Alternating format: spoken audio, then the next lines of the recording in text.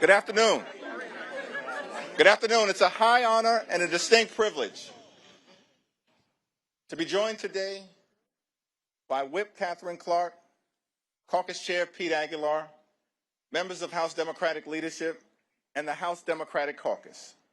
House Democrats are here on the Capitol steps to reiterate our strong opposition to this spending bill because it fails to address the Republican health care crisis and it fails to extend the Affordable Care Act tax credits.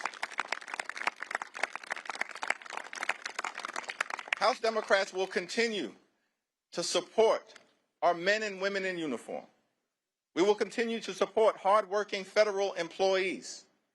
We will continue to support our law enforcement personnel. House Democrats will continue to support our air traffic controllers. We will continue to support our TSA agents. We will continue to support our civil servants who have been under attack since day one of the Trump administration. But we cannot support the Republican effort to gut the health care of the American people.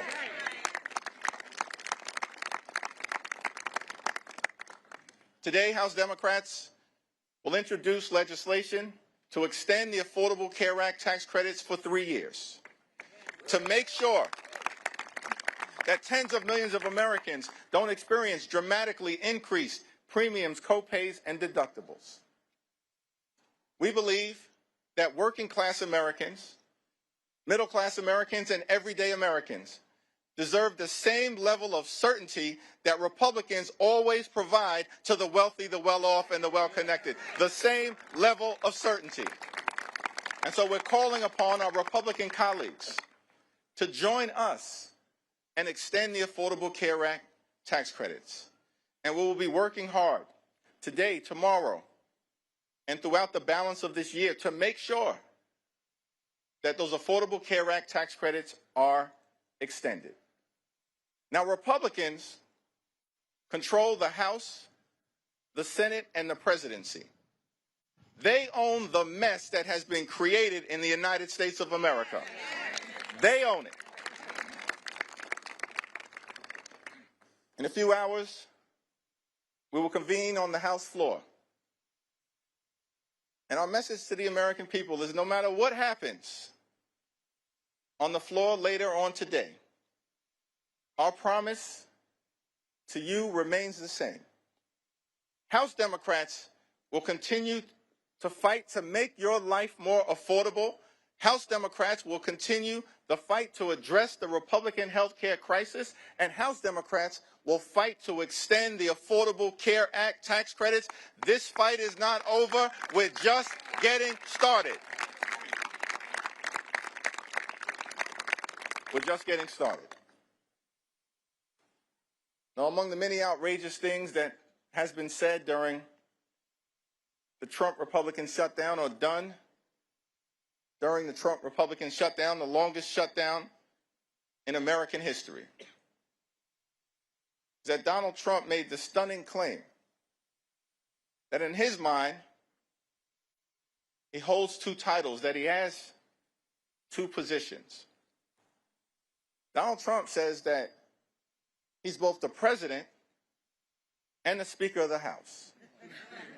That's what Donald Trump said in the midst of him shutting down the government. And what we've seen from compliant, sycophantic Republicans, corrupt House Republicans, is they continue to go along to get along. They don't function like a separate and co-equal branch of government. From the very beginning of this presidency and all the way through this Trump shutdown, Republicans in the House have continued to act like a wholly owned subsidiary of the corrupt Trump cartel. That may be the House Republican position. For damn sure, it ain't the House Democratic position. Because we know, and what we say to the American people is that we don't work for Donald Trump. We don't work for J.D. Vance. We don't work for your billionaire donors. We work for the American people. And that's what this fight by House Democrats, joined by our colleagues on the other side of the Capitol, has been all about. We work for the American people.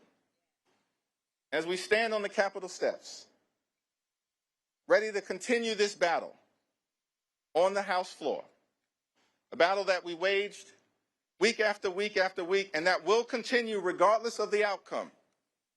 We say to the American people that we know you deserve better. You deserve much better than the chaos, the cruelty, and the corruption that you've seen. And so as House Democrats, we're going to continue this fight to lower the high cost of living in a country where America is far too expensive, far too many people struggling to live paycheck to paycheck, can't thrive, and can barely survive. That should not be the case in the United States of America, the wealthiest country in the history of the world. And so as Democrats, we're committed to addressing this affordability crisis. That's what this fight has been all about. And we'll continue to work hard to lower the high cost of living. We'll continue the fight to fix our broken healthcare system. And we'll continue to fight to stand up for Medicaid. We'll continue to fight to stand up for Medicare. We'll continue the fight to stand up for the Affordable Care Act and an extension of the tax credits. We'll continue to fight for your hospitals. We'll continue to fight for your nursing homes. We'll continue to fight for your community-based health clinics. And we'll continue to fight for the principle that in this great country, the wealthiest country in the history of the world, health care can't simply be a privilege available only to the wealthy, the well-off, and the well-connected. Health care must be a right available to every single American. And that's the fight that House Democrats will continue to wage for the American people. It's now my great honor to yield to a freshman leadership representative, someone who's gotten off to a great start, helping to lead the freshman class, the first term members during this turbulent and tumultuous period here in the United States Congress and for the country. From the great state of California, the Honorable Luz Rivas.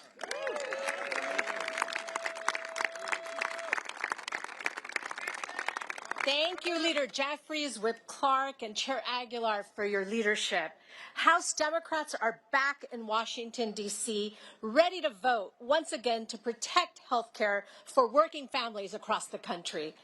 Recently, I spoke with Speaker Johnson directly in the Capitol and hand-delivered stories from my and my fellow freshman colleagues' constituents who have been impacted by the Republican shutdown. This includes the story of Stephen Heller, a constituent from Van Nuys, which is in my district. Stephen and his wife are independent contractors who have to pay for their own health insurance. Because Republicans let the ACA tax credits expire, Stephen and his wife are facing a monthly health care premium increase of $1,000 per month in 2026. This will bring their monthly total to nearly $2,100 per month and nearly $25,000 for the year, just in health insurance. That is, in Stephen's own words, a terrible financial blow and an enormous financial burden. Constituents across the country like Stephen and his wife cannot afford Republicans' deal. I will vote no and continue to fight with House Democrats to protect the ACA subsidies that Stephen and millions of Americans rely on. House Democrats will continue our fight to protect health care, lower the cost of living, and keep the American dream attainable for all. Thank you. And next, I'd like to introduce my amazing colleague from Michigan, Congresswoman McDonald-Rivet.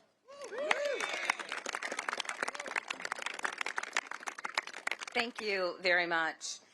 I come from mid-Michigan, the part of the country where workers actually invented the American dream, to work hard enough to pay your bills, put a little bit away, and take your kids on vacation every once in a while.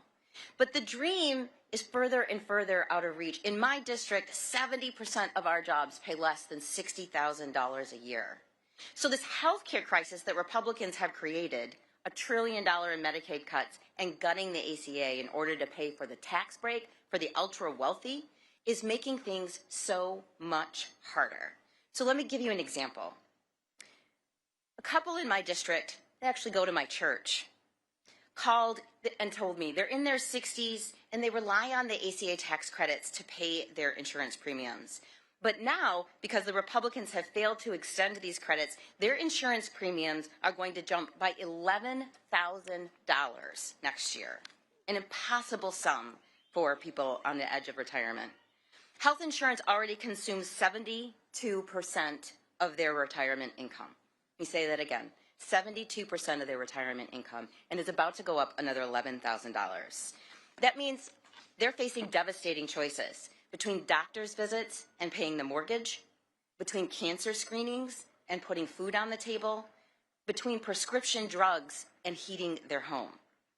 Or even, frankly, to get insurance at all. They told me, and this is a direct quote, they are strongly considering going without coverage and taking their chances rather than continuing to pay the premium. Because here's the reality. They actually can't pay that premium. I came to Congress, we all came to Congress to help people like them. Lower cost, better care, more jobs. One easy critical step is simply passing to extend the ACA credits. Yes. It is time we pass it before they pay the cost. Thank you. It is my pleasure to introduce my colleague from California, Representative Tran.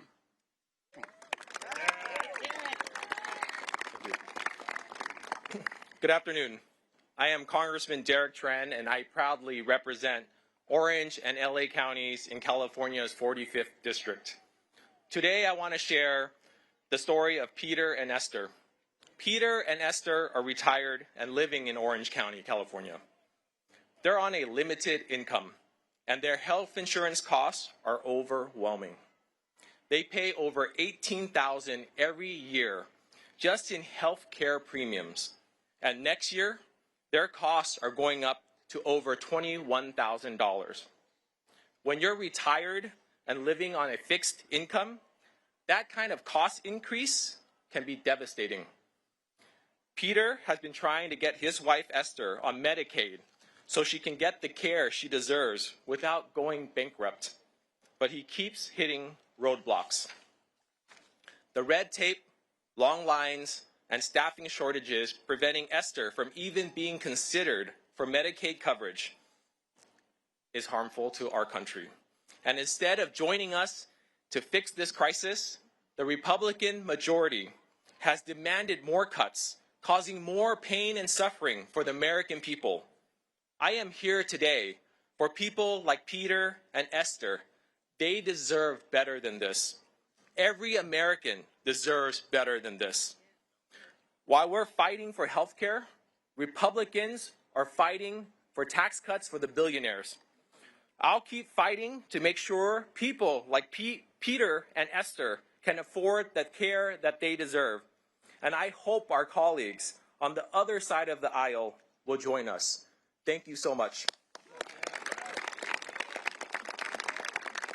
It is with great privilege that I introduce and yield time to Congresswoman Sarah McBride from the great state of Delaware. Thank you so much, Representative. Thank you so much, Leader Jeffries, Whip Clark, and Chair Aguilar for bringing us together today. We stand here today, 42 days into a government shutdown and 54 days since the House last met, because Republicans have presented the American people with a false choice between reopening government and addressing this healthcare crisis. There is simply no reason why we can't do both. The only thing that has been standing in our way is Republican cruelty. Republicans have played a game of chicken with food assistance, travel safety, and federal paychecks, all because they will stop at nothing to cut your health care. The only thing that congressional Republicans are more loyal to than Donald Trump is to cutting the health care of the American people. Let's be clear. This health care crisis is a choice by congressional Republicans and Donald Trump, who have inserted a $1 trillion bomb into the American health care system. And it is starting to go off. Millions right now are facing skyrocketing premiums. The largest cut to Medicaid in American history is on the horizon. Rural hospitals will close.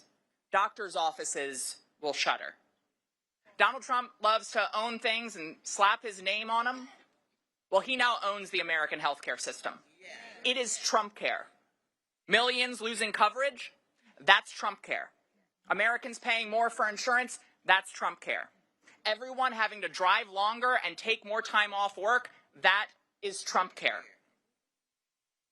Donald Trump and congressional Republicans have raided your health care and used that money as a piggy bank to reward their donors with massive tax breaks.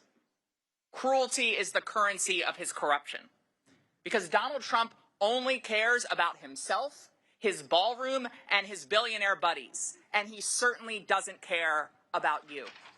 House Democrats are here for everyone, whether they voted for us in the last election or not.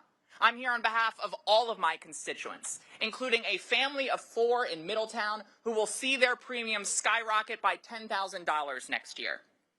That's why we are all voting against this budget, and it's why we will not stop until every single American can get the health care that they need to live and thrive in America. Thank you all very much. And it is now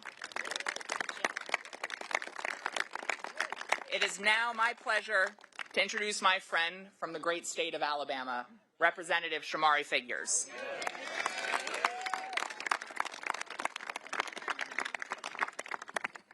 Thank you. House Democrats just spent the better part of the last 40-plus days fighting to keep health care affordable for millions of Americans, while our House Republican colleagues were on a taxpayer-funded vacation.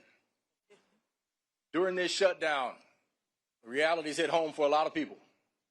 Mothers had to worry about how they would take care of their children, their babies, without WIC. Families stood in pantry lines. Families are still standing in food pantry lines. In the month of November, the month of Thanksgiving, because SNAP benefits were expired, and this administration chose to use them as pawns in this game. Capitol Police officers, members of the military, my staff, all of our staff, and millions of other federal workers had to deal with the uncertainty and the stresses of missing paychecks. And for what in the end? What were Republicans willing to give in the end? Nothing more than a handshake deal to take a future vote on extending the health care subsidies, when we all know that that future vote is the equivalent of asking 2 wolves and a chicken to vote on what's for dinner. It is dead on arrival. It is dead on arrival. Now, I can speak to you as someone from a different perspective. A lot of us represent districts where we can talk about what could happen or what may happen. Let me tell you about what my district looks like in the state of Alabama. And it doesn't look too dissimilar from my fellow colleague from Alabama, Congresswoman Terry Sewell's district. I got about 50,000 people in my district who are slated to see their health care premiums on average nearly double. And this is in a district where the individual median income is just north of $32,000. I have 13 counties in my district. 10 of them either do not have a hospital because it has recently closed, or their hospital is on literal life support and they have to go to a county commission or a city council every single month to make payroll. And the largest hospital in Montgomery, Alabama, the state's capital, is in the midst of a bankruptcy and also facing risk of closure. And this all in a state that has the 3rd lowest life expectancy in the United States of America. So healthcare for us is not a talking point. Healthcare for us is, protecting healthcare for us is a requisite. It's a requirement. It's something we have to do. And if you ask us if the shutdown was worth it, I say, hell yes, it was worth it. Because fighting to maintain health care for American people, there's nothing more pure than that. There's no more important role that we have here as members of Congress than to ensure the health care of the American people. Okay. And so while the failure of Republicans to do anything to protect health care is truly disappointing, I want the world to know that my Democratic colleagues here in the House, they can ride with me in any battle I face in my life. They stood with us under the leadership of Hakeem Jeffries to make sure that we kept this front and center. And I look forward to remaining committed to this fight for all of Alabama and for all of America. And with that, turn it back over to our leader, future Speaker Jeffries.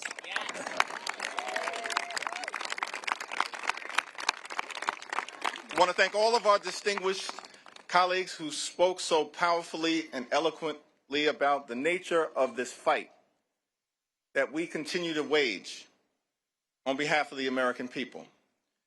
And these are first-term members of Congress. But they recognize that as Democrats, we stand on the shoulders of many who, decade after decade, century into century, have always fought to make life better for everyday Americans and to protect the health care and enhance the health care of the American people. That's the continuing and enduring legacy of the Democratic Party. FDR fought for it. Truman fought for it. JFK fought for it. LBJ fought for it. Carter fought for it. Clinton fought for it. Barack Obama fought for it. Biden fought for it. And no one fought harder in the House of Representatives than our Speaker Emerita, Nancy Pelosi. That's in the DNA of the Democratic Party. From FDR to Nancy Pelosi to these first-term members. And so our promise to the American people is that we are in this fight until we win this fight for all of you.